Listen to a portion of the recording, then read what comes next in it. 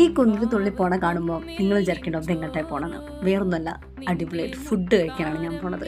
Food എന്ന് പറഞ്ഞാൽ ഞാൻ എന്നും എനിക്കൊരു പ്രാന്താണ്. നല്ല ഫുഡ് സ്പോട്ട് അറിഞ്ഞു കഴിഞ്ഞാൽ ഞാൻ അതാ ഇതേപോലെ അങ്ങ് കയറി ചെല്ലും. അപ്പോൾ ഇപ്രാവശ്യം പോയത് ഒരു കള്ളഷാപ്പിക്കാണ്. ലൊക്കേഷൻ വരുന്നത് പോത്തന്നൂരാണ്.